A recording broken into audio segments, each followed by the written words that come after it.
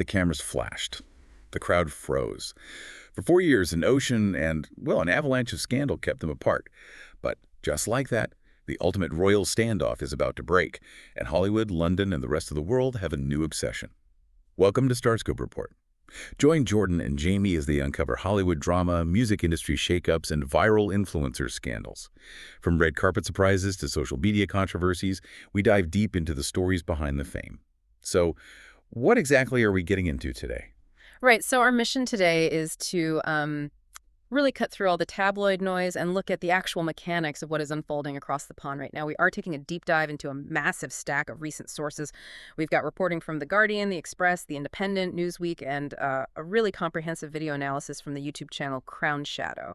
The goal is to figure out the how and the why behind basically the biggest story of the summer. Yeah, the headline story today, the title that really anchors this entire deep dive is Why This Meeting Matters More Than People Realize. Because we are unpacking Prince Harry and Meghan Markle's impending July 2026 return to the UK. And crucially, they're bringing their children.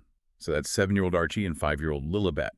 We are going to break down the secret backdoor meetings, the fierce legal battles over security loopholes, and, the massive PR maneuvers happening entirely out of the public eye. Exactly. And to really grasp the gravity of this July 2026 visit, you have to mentally travel back to the last time this family was whole, like in the same country. You have to go all the way back to June 2022. Right, which is the first shocking reality we really have to unpack here. Yeah. Archie and Lilibet are stepping onto British soil for the first time since the late Queen's Platinum Jubilee. That's 4 years. I mean, in the timeline of a child's life, 4 years is basically an eternity. Oh, it's a total lifetime. Let's paint the picture of that last visit in June 2022. Because the contrast to today is just staggering. Lilibet was just 1 year old at the time, and the occasion was her great-grandmother's Platinum Jubilee. Which was that massive 4-day national celebration. Right? Yeah, exactly. The 70 years on the throne celebration for Queen Elizabeth II. And during that trip, Lilibet, who's named, with deliberate tenderness after both her great-grandmother and her grandmother Diana, she met Queen Elizabeth for the very first time, and as history would dictate, the only time. I was reading through the background on this, and that meeting happened at a private first birthday party at Frogmore Cottage, which, for anyone who doesn't track royal real estate, was the historic house given to Harry and Meghan by the Queen. It was their last real physical footprint in the UK before they were eventually evicted from it in 2023. Right, exactly. So you have a 1-year-old girl meeting her 96-year-old great-grandmother in the garden of a home they would soon lose. It's so intense, and the heartbreaking reality of that timeline is that just 3 months later, the Queen passed away at Balmoral. So that window of connection was literally just a single afternoon, and then it closed forever. She won't remember any of it. No, Lilibet will have absolutely no memory of it. Archie was 3 at the time, so he might retain, tiny fragmented flashes. But essentially, these children have been completely separated from their British heritage. They have grown up entirely outside the institution. Yeah, and I think that contrast is fundamental to why everyone, from pop culture critics to royal historians, is so obsessed with this upcoming trip. I mean, look at their cousins. Prince George, Princess Charlotte, Prince Louis. Those kids are growing up completely enveloped by the machinery of the working monarchy. Right, they live and breathe it. Exactly. They know the physical weight of palaces, the rigid structures of protocol, the constant flashing media attention. But Archie and Lilibet have a totally American rhythm to their lives. In sunny Montecito, California, they go to American schools, they have American friends. Their reality is the beach and the sunshine, not castles and carriages. Yeah. So if they interact with their cousins during this visit, it will literally be a meeting between children raised in fundamentally different universes who just happen to share a grandfather and a globally recognized surname. So wild. It really is. Now, the main event bringing them back to this other universe happens between July 6th and 10th. The Sussexes are returning to attend the 1-year countdown for the 2027 Invictus Games, which are going to be held in Birmingham. Right, and alongside that, Harry is scheduling charity visits for Wellchild and Scotty's Little Soldiers, 2 causes deeply ingrained in his life's work. Right. But the PR angle here is what really caught my eye. According to sources speaking to the News International, insiders are jokingly referring to this upcoming trip as Operation Meghan. Wait, Operation Meghan, what does that even look like? Well, the strategy requires a massive tightrope walk. The sources indicate Meghan actually sees this return as the first crucial step in a long-term strategy to rebuild her relationship with the British public. She reportedly remembers the early days of her royal integration, feeling embraced by Britain, and she believes that initial connection can be salvaged. Oh, wow. Yeah, but she knows the absolute baseline requirement is physical presence. You cannot rebuild a bridge from across an ocean. I mean, it's like a highly anticipated legacy sequel to a blockbuster movie. The stakes are massive because the main characters have grown up in a totally different universe, and now they are returning to the original set. But the challenge she faces is monumental. Hmm. You might be listening and thinking, why does this matter? It's just a PR tour. But you have to remember, she is trying to re-enter a space defined entirely by tradition and public perception. Exactly. And she's doing it after spending years participating in documentaries and interviews that heavily criticize the very institution that anchors that space.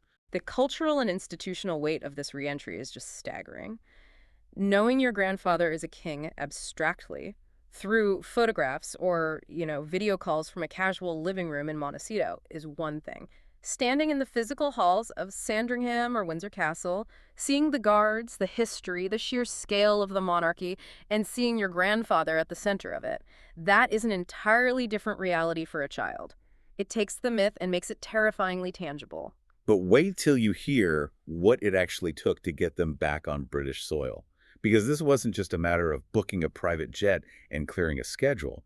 It involves years in a courtroom, a terrifying close call, and a shocking loophole nobody saw coming. Yeah, the mechanics of how this visit was forced through the British legal system is one of the most complex administrative battles we've seen involving a high-profile figure. Real quick, if you are loving these Hollywood twists and the hidden machinery behind celebrity headlines, make sure you're subscribed to Starscope Report, because we've got even crazier stories ahead in this deep dive. Right, so the security battle is where the narrative really twists, because the public perception of what happened is completely detached from the legal reality. I am honestly still trying to wrap my head around this second major headline. So, Prince Harry lost his security battle in court twice, decisively, handed massive legal defeats. Yet he somehow still managed to secure exactly the level of protection he wanted. I mean, how do you lose the war in court but walk away with the prize? You really have to look at the timeline of the UK's security apparatus. Back in 2020, when Harry and Meghan officially stepped back as working royals, their taxpayer-funded armed protection was downgraded. The entity responsible for this is RVSIC, which is the Royal and VIP Executive Committee. Right, and for a global listener, you can think of RVX as the British equivalent of the governmental committee that assigns Secret Service details. Exactly. And they decided that because Harry would now be an infrequent visitor, his security would no longer be automatic. It would be assessed on a case-by-case basis, requiring him to give 28 days notice before any trip. And Harry completely rejected that premise. Yeah. His argument was essentially, I didn't choose to be born the king's son. exactly, I am inherently a target, regardless of my working status or my zip code. He stated publicly and repeatedly that he felt it was fundamentally unsafe to book his wife and children to the UK under a system that could arbitrarily deny them protection. So, he sued the British government in September 2021. Right, and he fought that battle for years, and he lost. He lost in the High Court in February 2024. He appealed that ruling, and he lost the appeal in May 2025. I actually read the concluding remarks from the Master of the Roll, Sir Geoffrey Vos, who oversaw the appeal. Yeah. He basically said Harry's arguments were passionately delivered, but concluded that a sense of grievance, however genuine and deeply felt, does not translate into a legal basis to overturn RAV's decision. I mean, as a casual observer, reading that feels like a total definitive, shut-the-door defeat. Oh, on paper, it was the end of the road. 5 years of litigation, millions in legal fees, 2 devastating court losses, and 0 legal avenues left to appeal.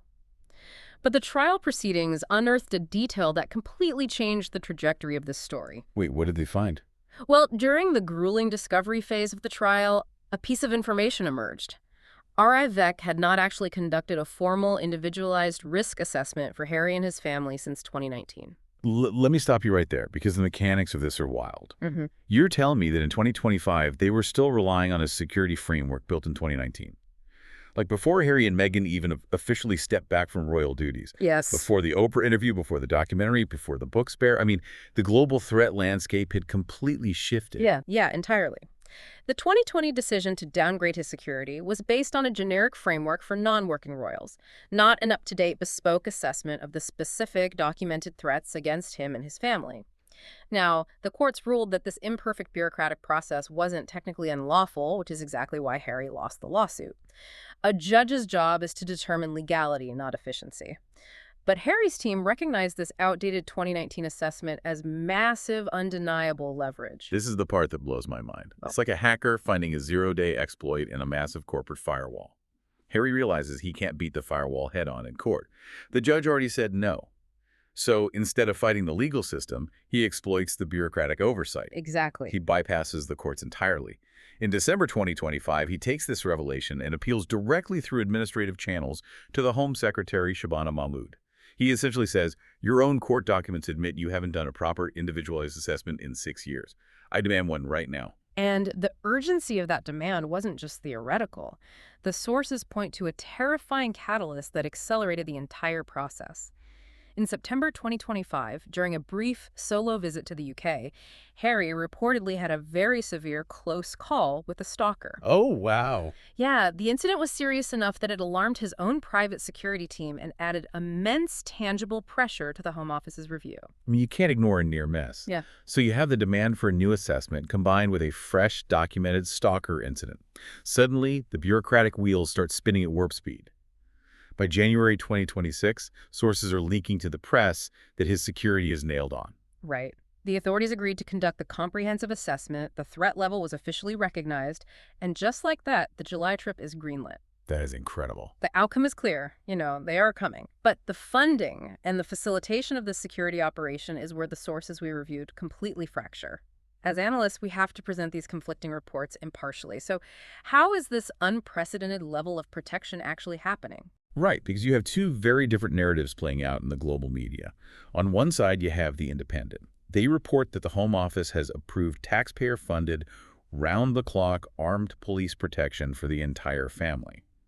Their reporting explicitly states that all matters of security are decided solely by the Home Office and that King Charles has absolutely no role in the process, no private undertakings, no royal strings being pulled, just pure government procedure. Yeah, but contrast that with the reporting from the Express and the Times of India.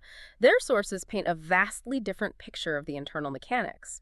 They claim that the official threat level evaluated by the government hasn't actually changed drastically enough to warrant a reversal on its own. Interesting. Therefore, they suggest King Charles personally intervene to ensure a safe return for his grandchildren. These outlets report the king has offered his own immense private resources and funds to cover the astronomical additional security costs. And it goes beyond just paying for bodyguards, right? They report the king is actively offering fortified royal accommodation.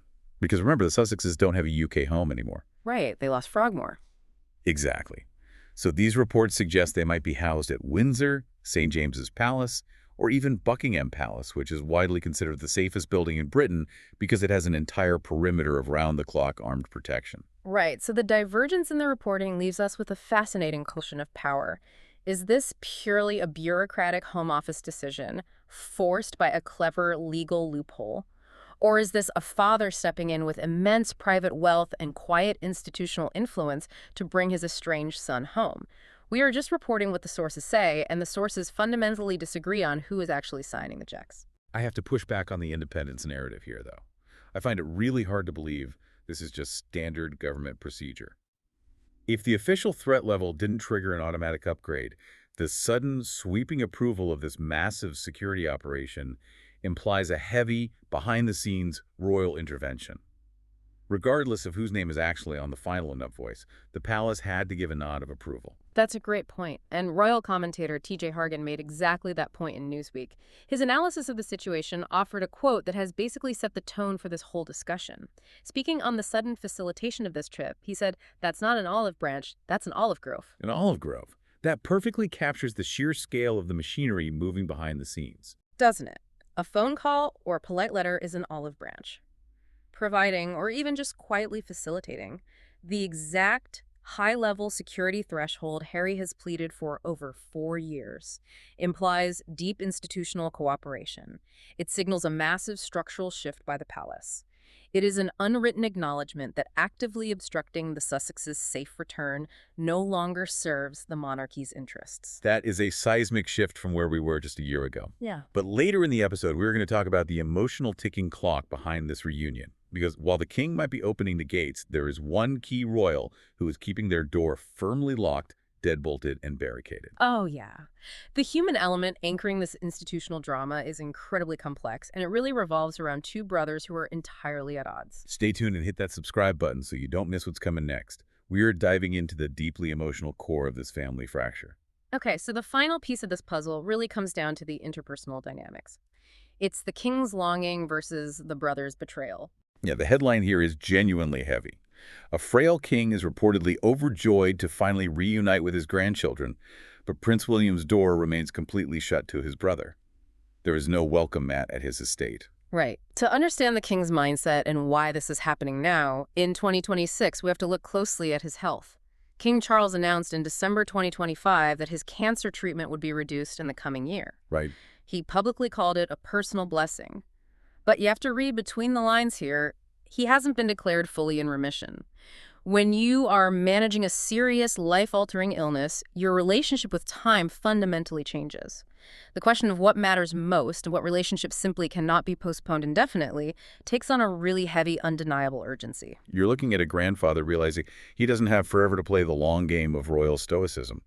And because of that urgency, we've actually seen a very fragile thaw over the last year. The ice hasn't been completely solid. Yeah. The thaw has been built on tiny, incredibly delicate steps. In the summer of 2025, senior aides for both Charles and Harry met secretly for drinks at the Royal Overseas League in London. That was a massive signal that the communication channels were opening. Then, in September 2025, Harry and Charles actually met face-to-face for 45 minutes at Clarence House. And during that Clarence House meeting, Harry reportedly gave his father a framed photo of Archie and Lilibet. When I read that detail, just brace your heart a little bit. It's such a normal human gesture wrapped in all this immense royal protocol. It's essentially saying, here are the grandchildren you never get to see. Exactly. It strips away all the titles and leaves you with the raw emotional reality. And that brings us to the significance of the July 2026 meeting. Royal expert Jenny Bond told Geo News that this upcoming visit is an extraordinary turn of events. She pointed out the obvious PR reality, too. It would be absolutely damning, both personally and publicly, if the king couldn't find time in his diary to see grandchildren he hasn't seen in 4 years. And she also reminded everyone of a fact that often gets buried under the avalanche of recent scandal. Charles and Meghan actually used to get on quite well. People completely forget this. They really do.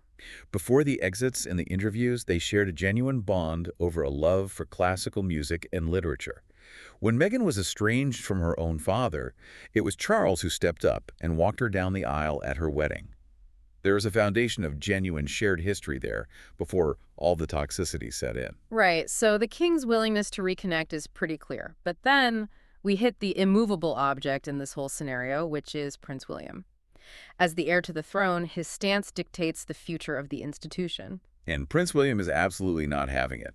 The sources across the board are very clear on this dynamic. William was left deeply, perhaps permanently, betrayed by the sequence of the Oprah interview, the Netflix documentary, and especially the publication of Harry's memoir, Spare. Oh, for sure. The publication of Spare was the breaking point for many within the institution, but particularly for William. The book contained deeply personal allegations, most notably the claim that William physically attacked Harry, ripping his necklace and pushing him into a dog bowl during an argument over Meghan. Yeah, according to royal commentator Richard Fitzwilliams, William and Harry haven't exchanged a single word since the Queen's funeral in late 2022. Yeah. William is reportedly a hardline barrier to any full family reconciliation. In his eyes, the Sussexes' public airing of private grievances crossed a line that simply cannot be uncrossed. It creates an incredible amount of tension for the July visit. You have a father desperately utilizing his remaining time to see his son and grandchildren, alongside an heir to the throne who refuses to be in the same room as his brother. The structural mechanics of the royal family mean William's veto power is immense. So I have to ask you this, looking at the entire board. Let me push back on the optimism of T.J. Hargan's Olive Grove quote. Does this upcoming visit actually fix anything fundamentally? Or is this just a logistical truce for the Invictus Games? A temporary Band-Aid over a bullet hole so the cameras have something nice to film? Well, that is the million-dollar question for royal watchers. The analytical answer is no. A 5-day visit does not instantly undo 4 years of absence, brutal litigation, and public attacks. Archie and Lilibet have still spent their entire formative years growing up without their English family. A long weekend doesn't erase that void. Right. But if we look at the mechanics of how estrangement ends, you have to start somewhere physical. Moving from active obstruction, where security is constantly denied and lawyers are fighting tooth and nail, to practical facilitation, where accommodation is offered and safety is guaranteed, is a massive first step. You just cannot have emotional reconciliation without physical proximity. You literally have to be in the same room first before you can have the hard conversations. Exactly. And for the first time in 4 years, they will be in the same country, potentially sleeping under the roof of the same palace. It's an overwhelming amount of information to process. But when you strip away the royal titles, the sprawling estates, the media spin, and the extreme luxury, what we are really looking at is a universally relatable human story. Yeah, completely. Beneath the pageantry, it's a story about a grandfather confronting his own mortality, waking up to the realization that time is a precious, finite resource that cannot be negotiated with. And it's the story of a deeply fractured family trying to navigate the painful mechanics of estrangement. Almost everyone listening to this right now knows someone or is someone who has dealt with bitter family division. The royal family just happens to be executing their family drama on a global stage with deep historical implications. Which brings us to a final provocative thought to leave you with as we wrap up this deep dive. It's something that wasn't explicitly debated in the articles we reviewed, but it hangs heavily over this entire impending visit. When 7-year-old Archie and 5-year-old Lilibet finally walk through the colossal gilded halls of Buckingham Palace or Windsor Castle, when they feel that overwhelming centuries-old weight of the crown, and they see the armed guards standing at absolute attention just for them, what will that do to them? Yeah. Will experiencing that majestic, tangible history pull them back toward their royal heritage, planting a seed of connection to their grandfather's world? Or, looking at it through their young Californian eyes, will seeing the coldness and the rigidity of the institution make them realize exactly why their parents chose the sunshine and freedom of Montecito? It's a fascinating psychological question. The physical environment of the palace itself might end up being the ultimate judge of whether this bridge can ever truly be rebuilt. The cameras flashed. The crowd froze. We're about to find out if the standoff is really over. You've been listening to Starscope Report, where Jordan and Jamie uncover the stories shaping Hollywood, music, and pop culture. Thanks for tuning in, and don't forget to subscribe for more stories that keep the stars shining.